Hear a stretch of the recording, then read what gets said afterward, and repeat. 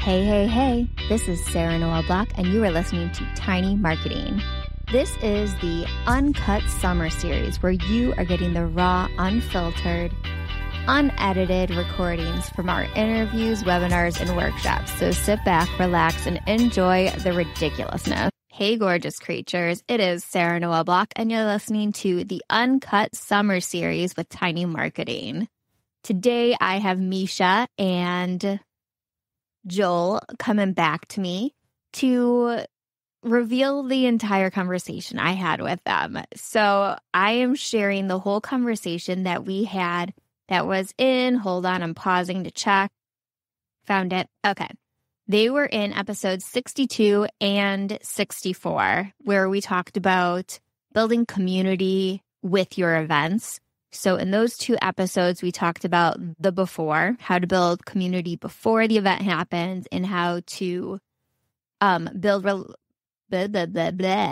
community during the event. And today I'm revealing the entire conversation where we get into the before, the middle, and the after, and the ridiculous conversations. I literally cut nothing. So you're going to hear some ridiculous conversations in here. And before we get into that conversation, I just want to remind you that the Tiny Marketing Club opens up for pre-sale today. So if you want super special secret pricing, get on that wait list and boop, the carts will open to you magically and you will get a very special price. All right, into the conversation. Sure, I will go first. My name is Meisha Bochicchio, and I am the Digital Content Marketing Program Manager at VMware. My role is unique in that it actually sits on our event marketing team.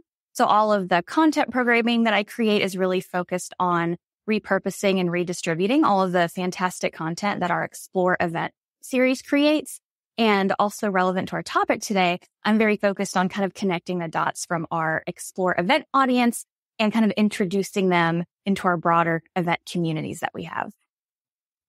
And I will jump in now. So I'm Joel Premack, based here in Chicago, currently a community consultant and content creator.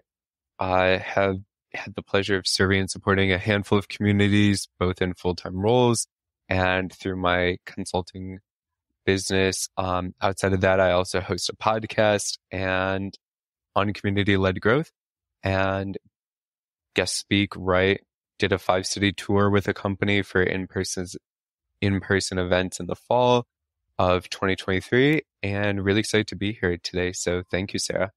Joel, did you realize that we're neighbors? I'm also in the Chicago area. I did not. Whereabouts? I won't triangulate, but It's fine. Barrington area. Okay. So I'm originally from a northern suburb of the city, Wilmette, and then now I actually live in the city. So I'm in East Lakeview. Nice. I lived in Lakeview when I was in the city. Yep. It's a good spot. Building community in real life here, live. It was my favorite neighborhood because I changed neighborhoods probably once a year. I changed departments because I'm insane, but Lakeview was my favorite one. I've never left, and I also don't know if I really would. I like the fact that I have 6 grocery stores in 2 miles, and I'm 3 blocks from the lakefront, and I'm like close to everything, but I'm in a very quiet neighborhood. Like, you go here to live. You don't go here to like work. You don't go here to party or for anything else. You just live a nice, like, peaceful, happy life. That's and what I want. You can walk to the party places. There you go. Or a very short Uber. Yeah. Yeah, I bet we were like basically neighbors. I was right by the lake too. Okay. I'm at like Broadway in Wellington. One of my friends was on Wellington. I was on Broadway and Monroe. Okay. Right across from that diner. Oh my God, I ate so many burgers. Oh, okay. So you were a little bit north then. Yes, I was a bit north. I was going to DePaul when I lived there. Nice. Nice. All right, back to the topic. But that's cool. Sorry, Meisha. You're just like here for the ride. I love Chicago, so like I'm here for it. Like I absolutely love the city. So I have some friends get back to Boston. Yes. Oh my gosh. I know. Well, me and Meisha were talking about this. All my business friends are in Boston. Mm-hmm. And I have maybe like 2 or 3 in the Chicago area. Hopefully you just made a new one. Yeah. And now Joel. Yep. See, we're up in that. I'll use you for your beachfront neighborhood. I mean, it's busy over here. It's very busy. Look, he's already uninvited. I know. You're like, that? No, I never said uninvited. I'm just setting expectations that are real and that are honest. It gets busy over here, and parking is non-existent unless you own a spot. I've gotten towed so many times living in that neighborhood. Oh gosh. See, this is why I just don't drive. I opted out of driving when I moved to a city. I was like, yeah. That's why I live where I live, so I don't need to, or I just got rid Uber. of my car when I lived there.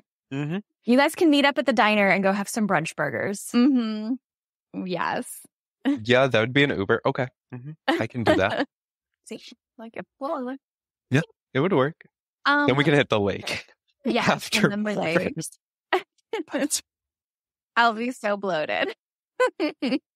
I won't go into it. I'll just be lying there being like, I need time to digest that. Yeah. It's good lying down time after having the Monroe burger. Sounds about right. You mentioned your podcast though. What is it called? The Community-Led Growth Show. Okay. I like that. I'm going to check it out. It's just all about community. Oh, there you go. It's a great resource for community folks. He's had some phenomenal guests. So if you are curious to learn more about communities, I A+ recommend it for sure. Aw, thank you. Someone was just asking me if I knew anybody who was a community expert, and I didn't. So, boom, intro. Yeah. Thank you. You're welcome. Okay. Today we're talking about community around virtual events. So how you build community before the event ever takes place, how to continue that community growth during the event, whether it's in person or virtual, because most of my events are virtual. And then how you keep that going afterwards, which is really how service businesses sell. You have to keep that community going afterwards, or they're going to forget you existed and they're never going to actually buy that offer. So let's dig into it. Can you walk me through the before, the plant the seed phase? Yeah, I can dig in, and Joel, definitely feel free to chime in as well. I think for the purpose of setting the stage here, we're just going to assume before your event, these folks are not involved in your community yet. So maybe have heard of it, but they're not actively engaging it. They're not really aware of it in some cases. So you're really just trying to plant those seeds, get them involved, and pull them in before your event. I think some of the tidbits we'll share could definitely apply in a digital setting or in an in-person setting as well, since we know both formats are very popular today.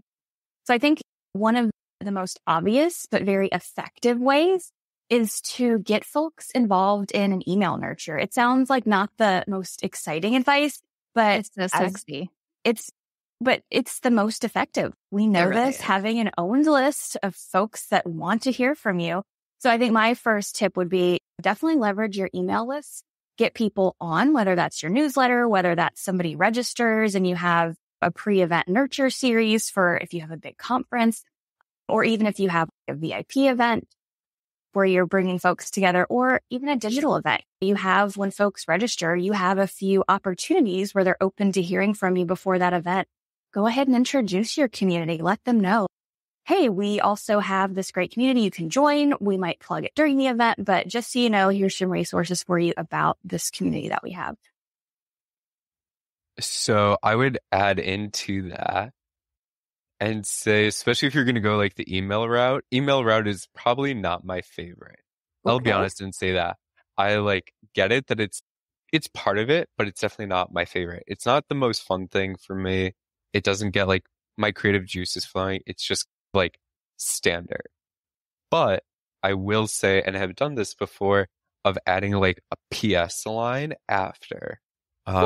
Like when you have, whether it's like the registration confirmed email or an hour before, one day before, all of those kind of standard pre-emails, just having you can switch up the CTA to test different lines, all of that at those different milestones too.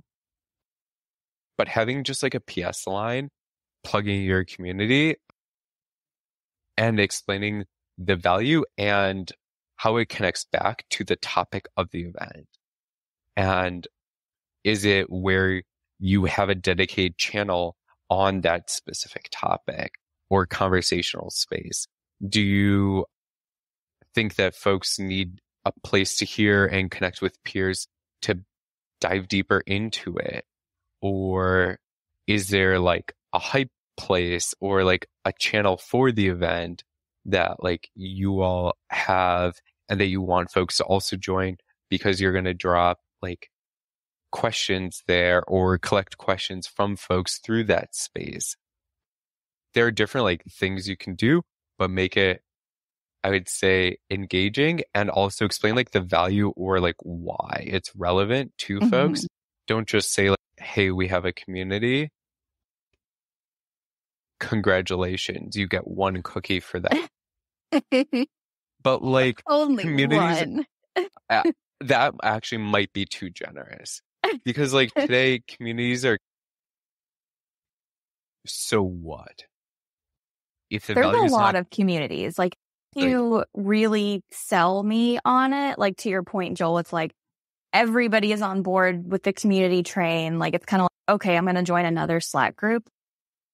And What's it's in it for vague. me? It's vague too. Like, what is community? What is your definition of community? It could be your email list, but it could be a circle community or weekly Zoom sessions. What does it mean? Yeah. And I think the email, it might not be the sexiest route to go.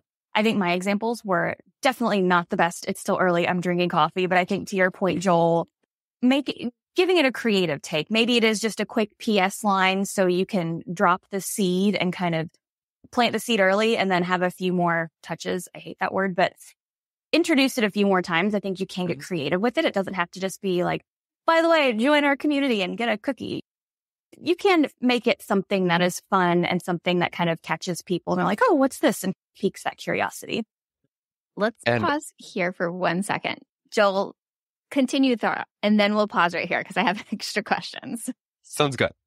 I was just going to say, on that note of being creative, yeah, add a PS line, but you could also make it, for example, like your email banner too.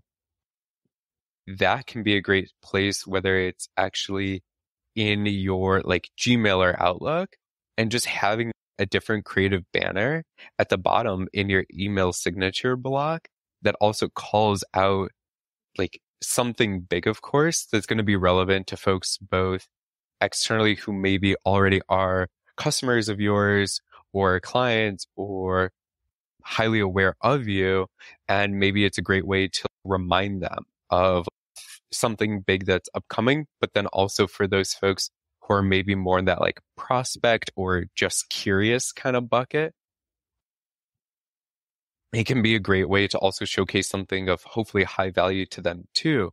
So taking email, but in a different lens, that can also be a great way. And that's something that we've done effectively in a past role of mine too.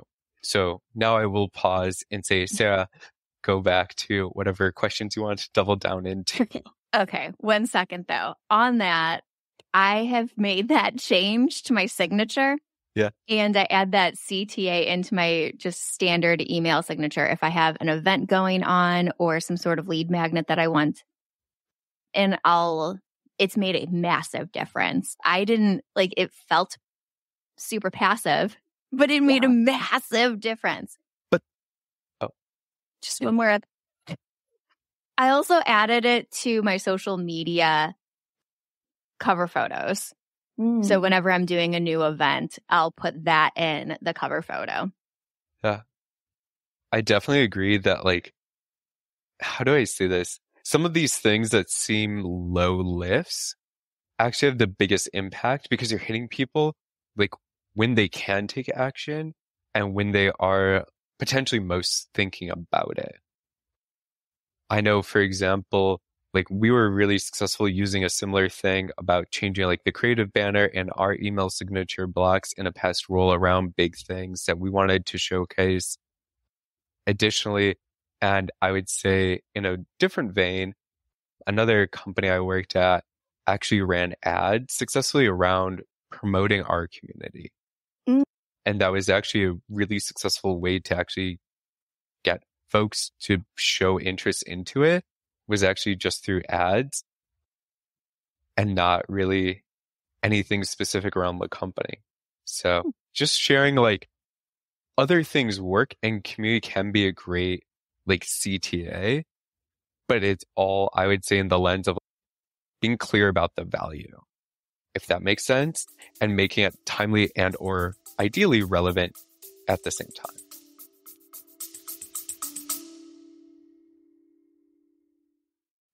Hey folks, Sarah here, popping over to introduce the Tiny Marketing Club. This membership is for B2B service founders struggling to market their business sustainably. The Tiny Marketing Club will help you build and maintain a lean marketing engine that helps you build authority and visibility with your dream clients, making it easy to increase your pipeline without burning out. Together, we'll build your lean marketing engine and the systems to make it so damn easy for you to keep it up without a team or a big budget. Go to sarahnoelblock.com/club and click the button that says apply for the club to get added to the wait list. See you there.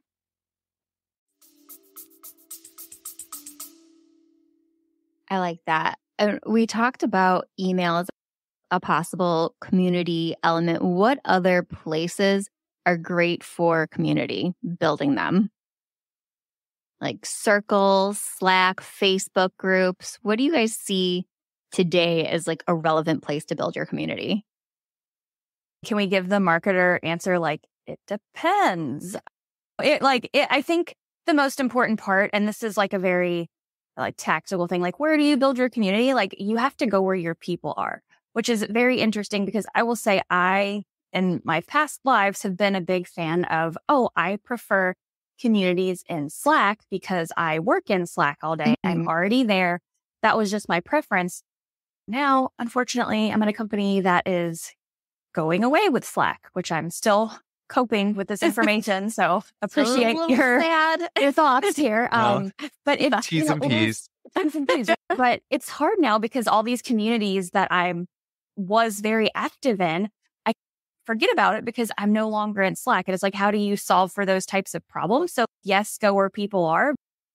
I think there's always an element of you have to give people a reason to go somewhere too. So I think that's why I'm seeing more people move to platform like Circle, or I'm sure there's a dozen other ones out there. I don't know, Joel, you might have a more succinct answer than me, but go where your people are and also give them a reason to go there. I would definitely echo that. Give them a reason. Like it goes back to just being value focused. If it's not a good community, we're not going down that whole bucket, but just understand that's a key thing. If it's not good, then like people aren't going to go. As Meisha said a few minutes ago, there are a number of communities in the world today. And so either folks are going to stay where they are because it is good per se and valuable, or they are going to check it out and then say peace out and find another place. I don't waste my time in places that I don't gain value from. I assume Meisha doesn't. I assume you don't, Sarah. It's just natural. I'll just say it. I would also say around like specific like platform or other things around that kind of vein of like how and where. It depends. Not just like where your folks are, who you want to have in the community, but also connecting it to business outcomes, making sure that you're launching things that clearly are and like roll back to business outcomes. And beyond that are also possible for like where you are today, either in terms of resourcing or company lifecycle, etc. Just being realistic. Like, if you can't do the moon, shoot for a star. If you can't hit a star, hit a cloud, because you'll always be there to land on them. I don't know. I'm just like, you can cut that. I'm riffing. Yeah, but just be realistic. I'm that. Okay. But just be like realistic is the point of this. Don't overinvest in tech if you can't actually build and support the program behind it. Tech doesn't run anything. It's like the strategy, it's the thought, it's the continuation of like you spending time there with your members that makes something in community successful. So I guess really that's where I was going with that. Apologies for all of the moon, star, and cloud references. It just happened. No, I think you're like spot on though. It's like tech can only get you so far. And I think given the context of a lot of the listeners might be at smaller companies, they might be one-person marketing teams. I think Joel and I both have experience, startup, enterprise, everything in between. So we're definitely not suggesting, oh, every event you have needs a bespoke community or you need to drop everything and invest in building out a full community. Like it is an investment. It's an investment a lot of folks are making because it does pay off in the long run. If you're just getting started or you're like, I can't list a full community, that's okay. A lot of these things I think can be used to build a sense of community or create a sense of community when you're bringing people together at your event, whether that's an in-person engagement, a digital event. There's still these things that you can do to create this sense of community without having to go all in on building this year-round community strategy. Yeah, that's a good point. I would just say on that too is like, you can, especially from the event perspective, start and like hyper focus in the sense of if you want to work with folks in a specific geography or segment or industry, like hold maybe monthly like virtual roundups or like roundtables or meetups or whatever for folks in that space, get it in front of them too. And then maybe it simultaneously or other like the following week or the week before, you do like your own event that's more educational that you actually like lead and speak at and whatnot. That's also relevant. But through all of these, the point is like you can do something that shows and starts getting the ball rolling. Two, you're going to start meeting folks. Like the more you do and show and truly care about people and the space that they're in, the more they're going to open up to you and say, oh, hey, I'd love XYZ. One of my clients I am working on like a project with right now, they actually just did their first user group. And something that they actually heard from one of the attendees was that a great question if they actually had a space for folks to chat off like asynchronously, aka like a community, whether it's on Circle, Slack, who knows, whatever, but they actually got that question. And it was just really interesting to hear someone wanting that from an in-person event. And so it just shows that events can start the conversation. Events can also be like part of the community experience. But I would argue either way, they go hand in hand and they work really well together. Yeah. And I think a great point too, Joel, is another, I guess, channel for pre-event community promotion, kind of tying it back, is that you can absolutely use, if you have an existing community, use those folks for referrals. If, to your point, if you have a regional event and you happen to have folks who live in Boston or Chicago, say, hey, we're hosting this dinner or we're hosting this online roundtable, would love to bring like-minded folks together. Do you have any recommendations? Feel free to invite your friends, like just using your existing group of community members to continue to grow the community and get folks into your events. Go ahead. Okay, sorry, Sarah. This is turning exactly like what Meisha and I said during our prep session, which was like, we would just be riffing. And Sorry. But on that, I would just also say that, like, yes. And you can also bring members like into the fold of like actually being speakers or leading events or being on panel or like getting insights into what's top of mind for them. Is it like their biggest pain, something that they want to celebrate in their space? Or is it like a platform, like creating a huge wave throughout it? Like you get those things, weave it into your experience. So it's again, timely, relevant. If it's not either, ideally both of those, luck. I feel like now if you ask people like, what's top of mind, everything is just like AI. Yeah, that's all I I hear. don't really love it. Like besides AI, what's top of mind? But I do love that idea of, again, pre-event asking folks like, what's on your mind? What do you want to talk about? What's pressing hot button, hot takes? This event is for you. So, help us help you and make the best use of your time. Exactly. And that can also be a great way to invite panelists or other folks into it and say, hey, that's a great topic. I actually don't know a lot about it. I might be able, would you be interested in being on a panel of potentially one other person if I bring someone else? And if you can find a peer too, and then I could be like the moderator.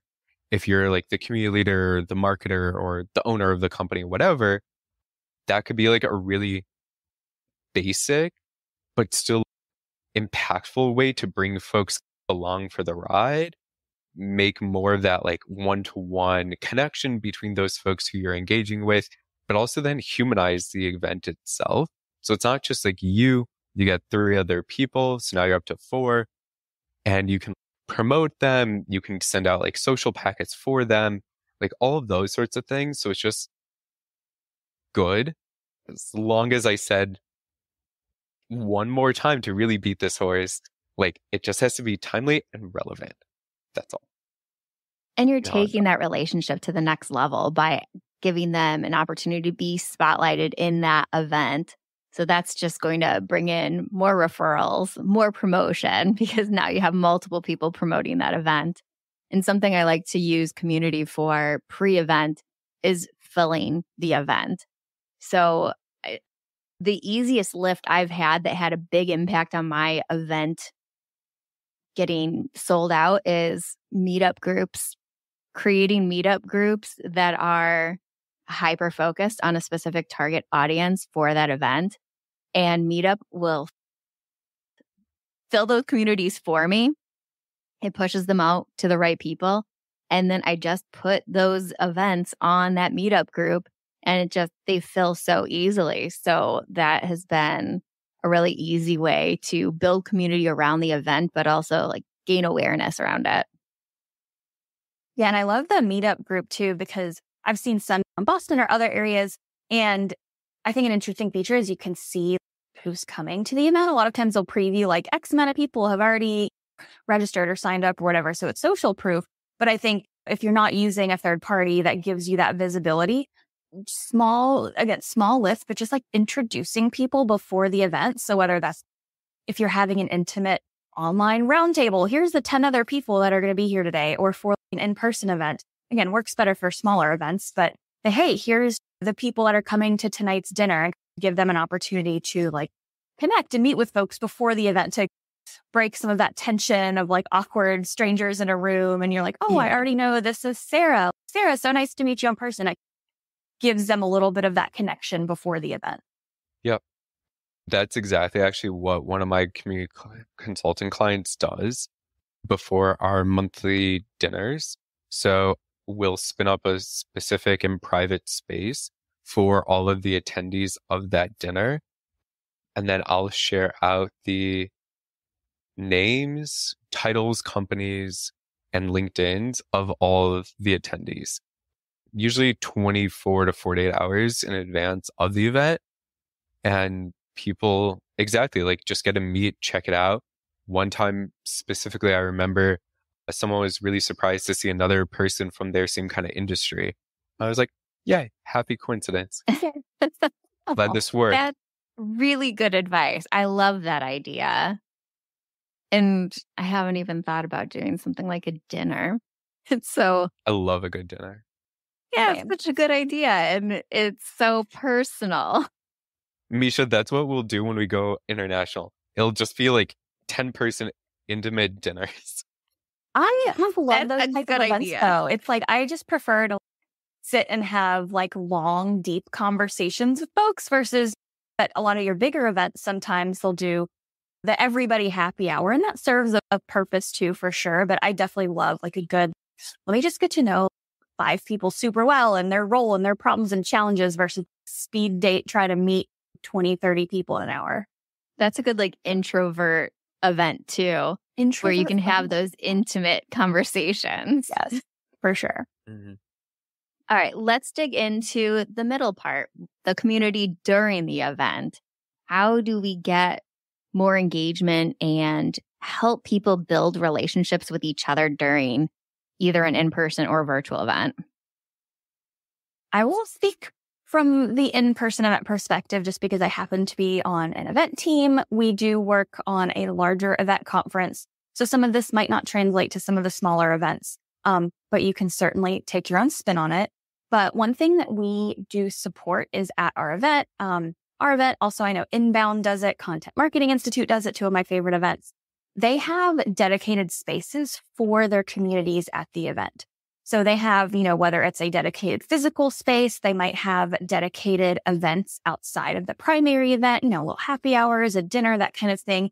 But just creating space and having a presence there just for the community members. I think it's great to be able to bring people together at your event.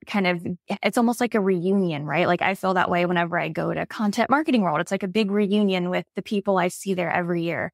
But it also, again, kind of creates that awareness and can help you grow your community and let people know, like, oh, if I come to Inbound every year or, whatever event it is, like I'll have this whole community that I can then reunite with every year and kind of keep in touch with throughout the year. So those are some examples of just, again, kind of bigger scale thinking. You could certainly replicate that, I think, if you do have smaller in-person events, again, creating that sense of community and giving folks kind of a reason to engage throughout the year. Yeah. Side note, I also go to Content Marketing World, so we'll have to meet up. Oh my gosh. Well, we'll see. They moved it to the West Coast. I'm like, that's really far. Oh, they did? Wait, where are they going to have it next year? In San Diego next year. Ooh. I didn't know that. I know they just moved it to DC. I thought they were keeping it there. I think there were reasons why they moved it, which I understand. But I think from what I've heard, they're going to oscillate now. West Coast 1 year, East Coast 1 year. So we'll see. But I'm like, I was very excited for the move to DC because I'm like, oh, I could take the train from Boston. But now I'm like, DC is so cute. But I mean, San Diego's warm, so. It is warm. And they moved it to now it's the end of October, I think. So the timing's a little different too. I mean, that's a good time to be in San Diego. Yeah. They've sold me. Maybe I will see you in San Diego later this year. Who knows? What were you going to say, Joel? No, I don't remember. It was all about how to create community during the event. It was probably about a cloud. No. Or star or moon. Dreamforce. I guess kind of clouds. Okay, I'm done. Cloud stream. Mm-hmm. Dreamforce also does that too. And I would say, like, in terms of during it, something that I'm a big fan of, which I love in kind of like B2C spaces, and I'm waiting for more B2B to catch up to this, especially like doing and creating spaces or doing like things that are super like shareable. Like, do you have like a step and repeat where it's a really cool thing? Like, there is this happy hour from Inbound, like a few years ago, I swear. They had like a bunch of partners. They bought out this entire brewery. Oh, I know what you're talking about. I was there. Yes. And my entire LinkedIn feed, like that night and the next day, was just pictures on pictures on pictures on pictures sitting in front of the same step and repeat. And one day, like one of them, I got so, okay, I'm like, who was on this? Like, sponsor? I actually zoomed in and read every single logo. Because I was just so curious of seeing it that many times. Like, do something like that, or like have a really cool like selfie station, or like one of those things where you like put your heads in like the things and like, yeah, I don't know. I'm just saying like do things that are also like shareable, because then like it extends the life outside of just even your community, but more like broadly. Like it's great content for your company to engage with. It's great content that, assuming you get permission, you can use as like social proof for like next year, on the landing page for the event. You can do it for a billion and one number of things, but that would be like my big plug, is like do things to also extend it and take it out of just like the physical, especially, or digital too, and into like other channels. I think that's actually a really good example, Joel, because that specific event, it was, I'm just going to say like 6 to 8 B2B tech companies that clearly had overlap in the persona.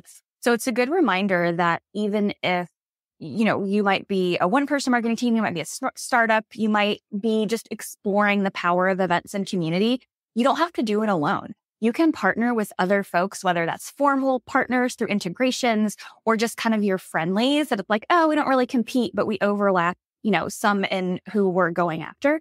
Host events together, you know, bring your community together in a friendly way. And it's kind of a great way for you to, you know, dip your toes into those community and event waters without having to take on the full investment yourself. I will say that to me, that was like an A+ example of companies kind of coming together, and I had a blast. I feel like I met a lot of people, and I would definitely like, it left a very positive experience, you know, for all of those companies for me. Yeah.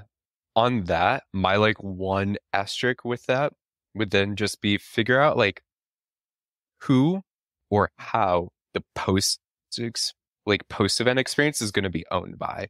Like, is it, if you each have your own RCP page, you each like handle it appropriately for your own like RCPs, or like some other way? Just because like the one thing I wouldn't want to have happen if I were working on an event like that is like another company that I, as an attendee, didn't sign up with or like because of, but they got my information or they like acted in like a really like negative way. And so then it impacts all of the brand's like reputations who were involved with the event. So like that would be my like one really big asterisk next to that, is figure out that up front, not after, because either then you're going to be delaying the like follow up, which then isn't really timely or potentially relevant too. And we both know how I feel about that, especially by now, or it's going to be like chaotic. Neither of which of those options are good, by the way. Oh, yeah. Definitely some logistics to figure out for sure. Yeah. And creating that great experience for folks, not only at the event, but also post-event as well. Before we get into post-event, I want to just touch on some elements that you could bring into virtual events. Mm-hmm. So it could be like Content Marketing World, for example, had an app where you could build community in there. You can direct message people. We created like a solo travelers group on there where anybody who went to the event alone can meet up. What are some other ways that you encouraging conversation during that digital event and manufacturing the conversations and little pools within your chat?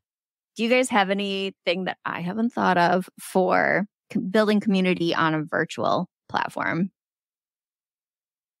At least this is kind of a different take on that. I was going to an in-person event in the fall of last year, and not through their app or anything like that the company that was hosting it specifically owned, but in a different community that was for the same like persona. We actually had a dedicated private space for folks in that community to chat about it.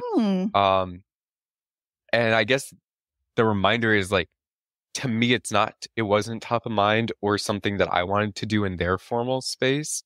I also don't really know too many people in their space or like community, but I definitely did in this other community. So I went to like where automatically I felt comfortable and confident to have that kind of conversation, to build it. So I chose to build it like where I want to build it. So I guess the end all be all of this is you can do all you want. Equally, people are going to go where they want to go, not always to where you like want them to go. And you just sometimes have to be okay with that. That also just made me think of like kind of community jacking, where you could be your own brand and going to an event, but you can create a community around it in order to gain some of that audience for yourself. Like if they're missing the mark and they didn't create a community around it, you can do that. I mean, they have, at least that specific one, they have a community space. It's just not one that I've gained exceptional value from, I would say. And as we all know by now, I need that in my life for me to come back to a space. So with that, I just kind of did as instinct said and went bye, and went to a place where I was happier. So yeah. Makes sense. I think for digital, I know I also, one of my prior roles was at a digital event platform. So I would be remiss if we didn't, list some of the, again, like very low effort, high impact ways you can promote your community, engage your community. A lot of these might be kind of obvious, but I've seen events where they kind of position it as sponsored by the community, which it's not like there's probably dollars being exchanged internally, but it might be, this event by our community, just to kind of position it as a thought leadership event, and you're putting the community front and center. That could be one way to attract folks to come and again, kind of elevate the community. There's so many features within these platforms now where you can add in different CTAs or change backgrounds or add in, pre-event slides or sizzle reels. So there's just a lot of like small branding and marketing opportunities, I think, to really highlight and remind folks about your community. And then I think one of like the sneaky ways that, and this is something that I think a lot of people just turn off because they don't want people to get distracted, but I personally love events, digital events specifically, that have the ability to connect and chat with other attendees one-on-one. I've definitely been on like webinars or digital events where I see like, oh, Joel's there. Like, let me like sneak in and say hi. Or, you see people there, you kind of the B2B marketing community, you kind of run in the same circles. So yeah, there's that ability to like connect and be like, oh, what do you think about what they just said? Or kind of having conversations around the event. I personally love that. And I don't think it's distracting. And I love, again, that ability to engage with folks during the event. I definitely agree with Meisha on that point. I'm not sure if we've ever done it, but I've definitely done it with other folks too at events. And like, whether it's being like, oh my gosh, that was so good, or being like a little snarky, because you need the full commentary. You need all the commentary, on it. But I think that it just makes it like more memorable for you.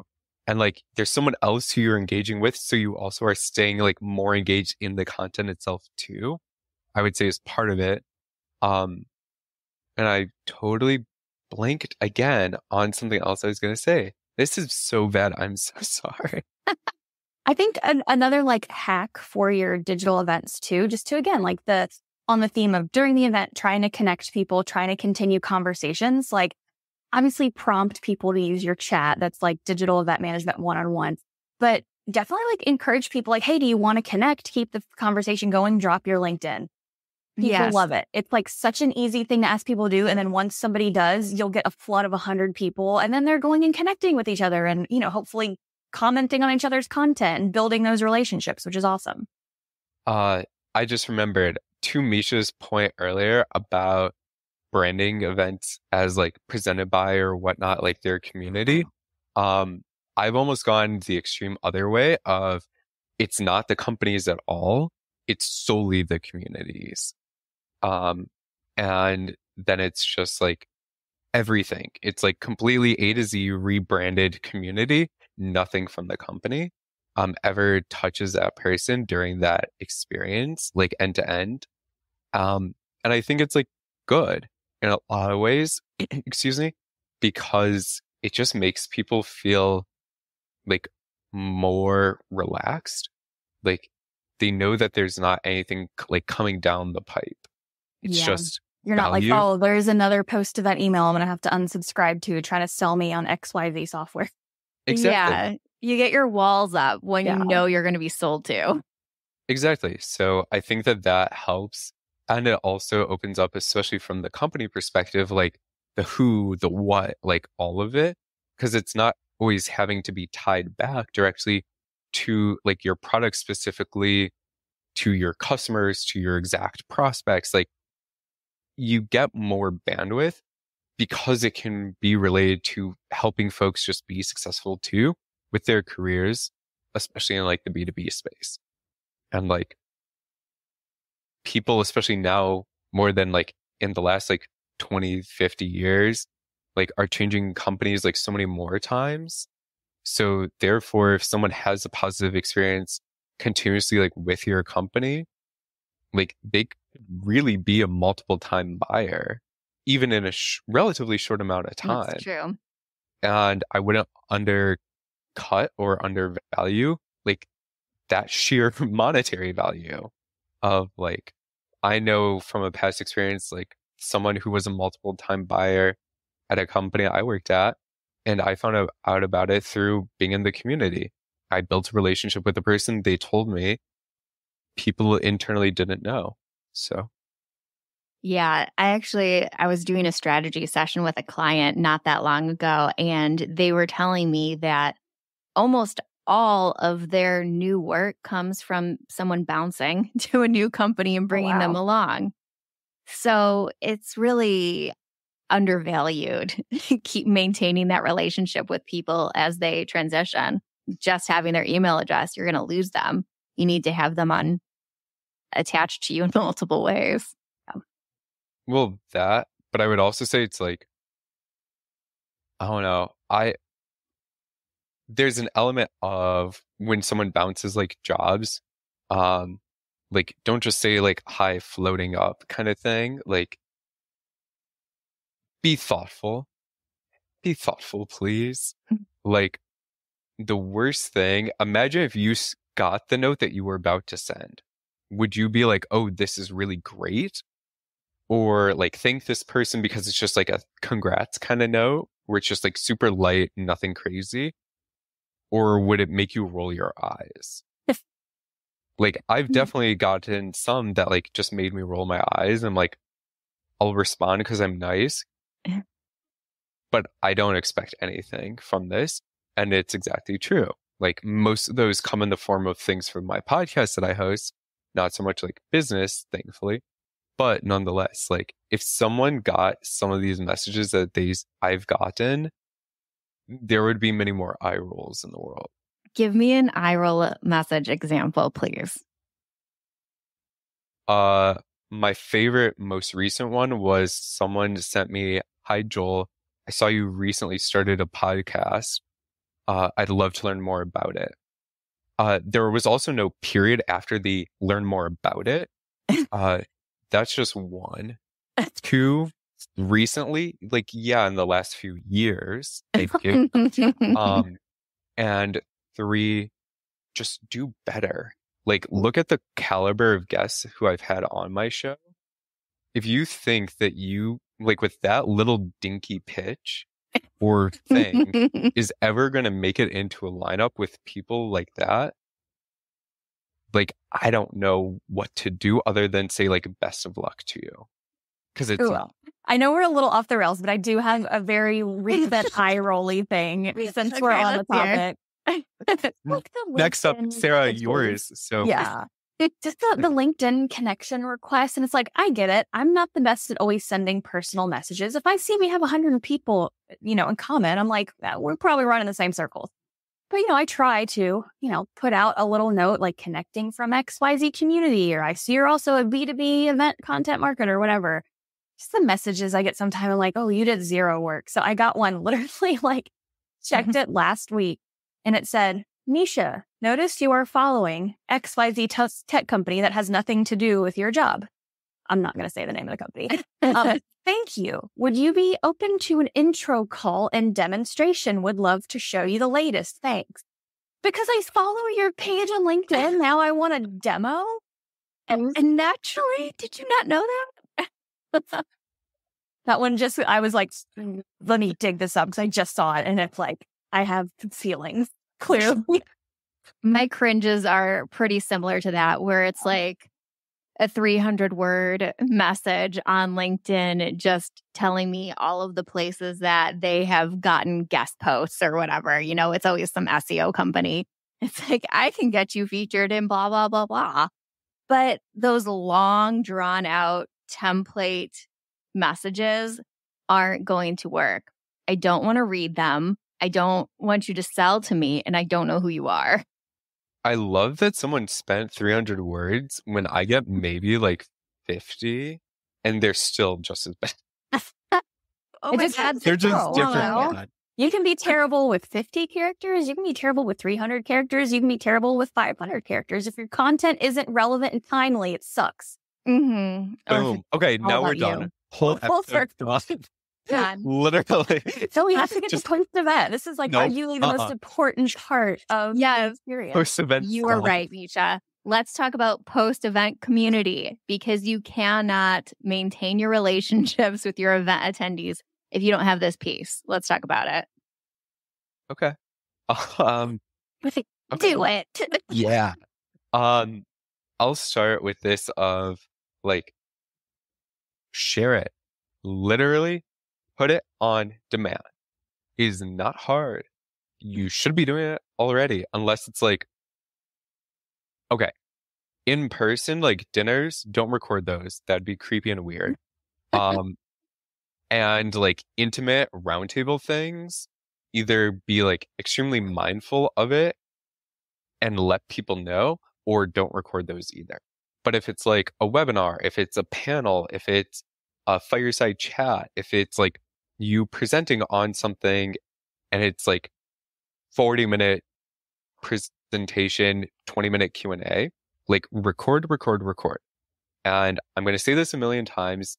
I'm sure Meisha will so too, and agree too, hopefully, with this, is like the content is great, and then you just repurpose and put it in 1,000,001 other places to keep like remarketing it. It's just like when you're marketing anything else, like you need like 1,000,001 touch points for it to actually like stick in your brain and to keep being like top of mind, I guess. Like it's the same thing with your content. Like it needs to be intertwined. It needs to be utilized different ways.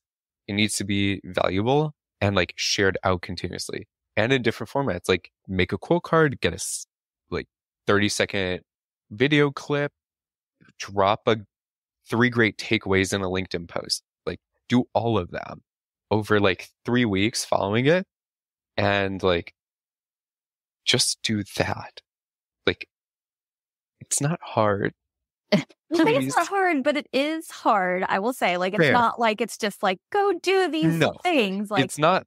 Yeah. Yeah. It takes effort. It takes time. Yes. But I do generally agree that for the right types of events, like repurposing and redistributing your event content is a natural extension of the event. And it's still a great way to continue to, if it is a community event, you know, celebrate and highlight your community members, or it's a good way to reach new people who, again, might not be aware of your company, might not be aware that you host events, might not be aware that you have community.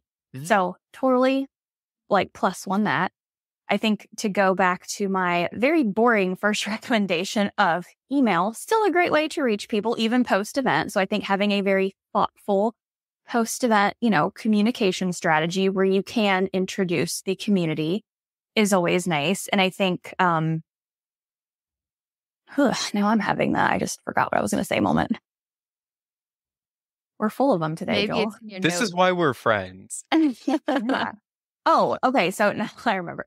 So, you know, having your post-event thoughtful outreach strategy is great. I think your goal when people are at the events, to an extent, is to get them into the community, whatever that means for you. So is that to get them to, you know, join your Slack group? Is it to get them to go, you know, register for, you know, a place on your Circle portal? Whatever it is, I think your goal would be to get, you know, in person, brought them to our community event, had a great time.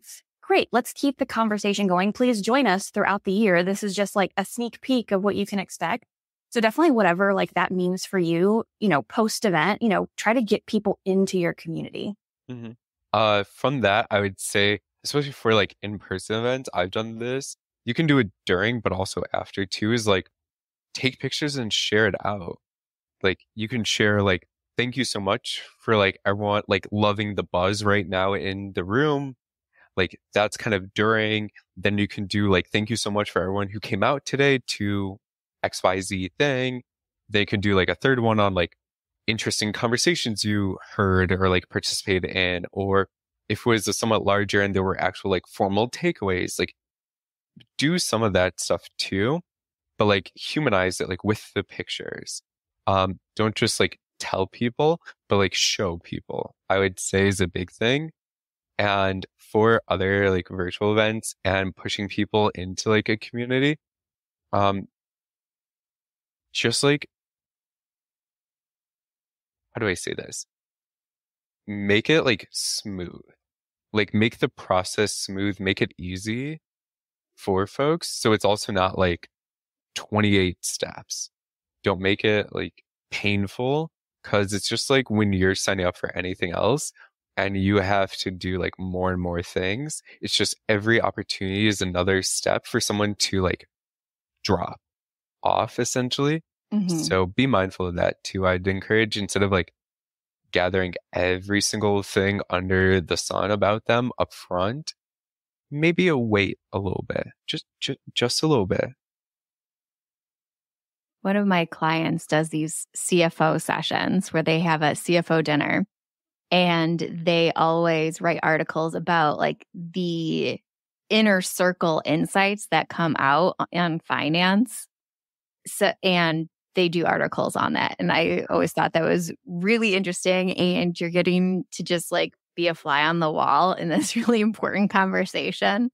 So that's a fun way. And an old school way that I try and build stronger relationships with my attendees after I host an event is I try and connect with them one-on-one. Like I will connect with each of them on LinkedIn. I will try and get on connection calls and just like, who can I introduce you to?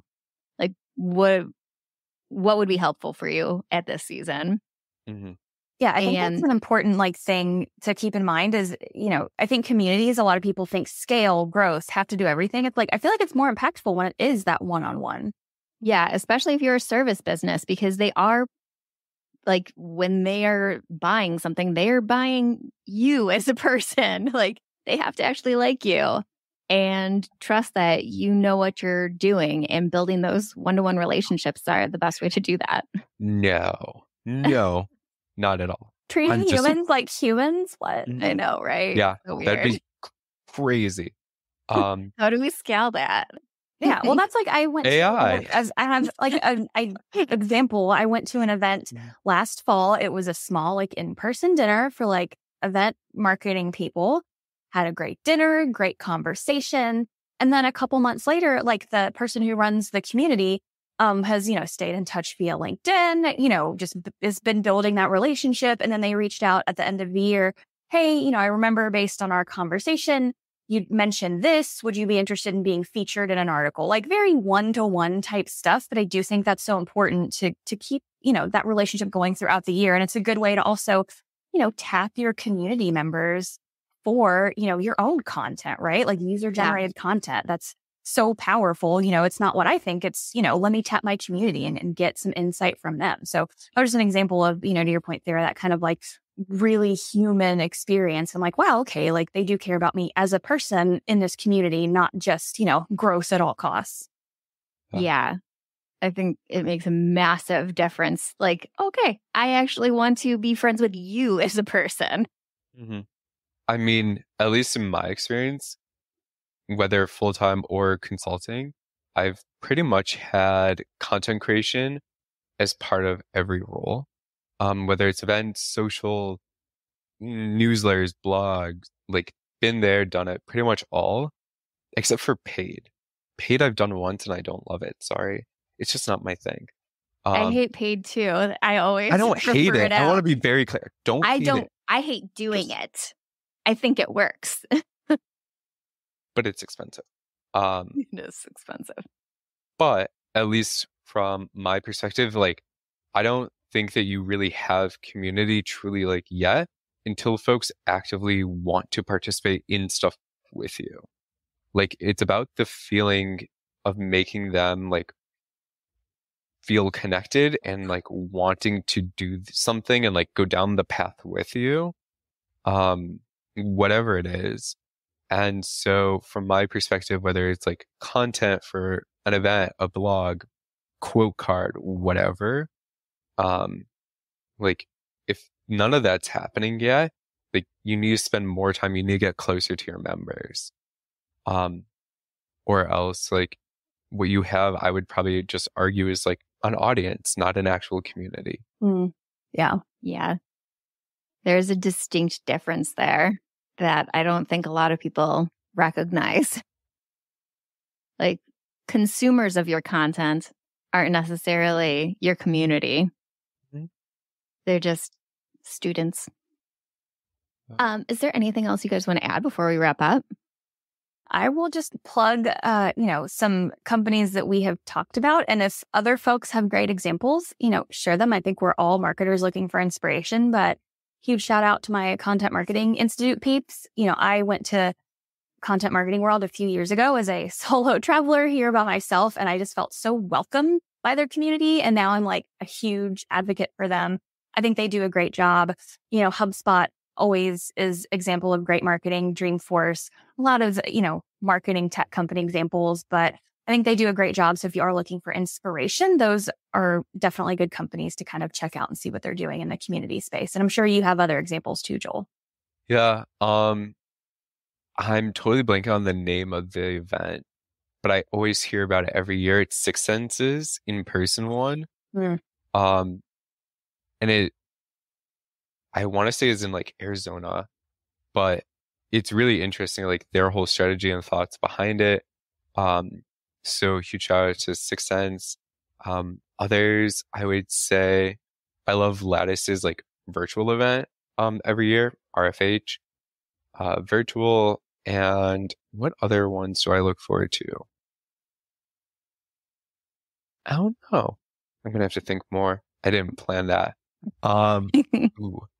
Learning for a future podcast episode. But in general, I would just say like, have fun. Like, if it's not fun too, like, is it really also human? And that's kind of the whole point of community too. Like, community is probably and possibly arguably like the most, if not one of the most human-centered like functions within a company. So be personable, do the things that don't always scale, build relationships like one-to-one, all of that. And it'll be good. Just got to be intentional, be thoughtful, have some fun. Oh, that's a good end note for this. How can people find you online and work with you? LinkedIn would be the best place for me. Yeah, same. I'm on LinkedIn, Meisha Bochicchio. I'm extremely findable, so feel free to connect. I will have both of your LinkedIn profiles in the show notes page. And do you guys is there a way that they can work with you? Do you have anything that you want to share? Like lead magnet wise? Yeah. Just me. Yeah, Meisha's just offering me up as a service now. We do consulting. I know. Yes. I'm doing consulting, but no, I don't have any like formal place. Just like send a note. Include a note in it. Because if you don't, I probably won't accept it. Honestly. So yeah. But yeah, that'd be the best place for me. Meisha, okay, cool. Yeah. Yeah, same. I am just here for the connections and good vibes. So please reach out. I'm happy to chat. I love coffee chats. I love connecting with other marketers.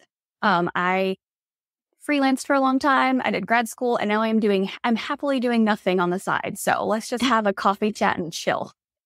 Yeah, Meisha and I, that's how we met, was a coffee chat. Then we met via LinkedIn in the comments section. LinkedIn comments. Community. Where the magic happens, truly. Yeah, it really is.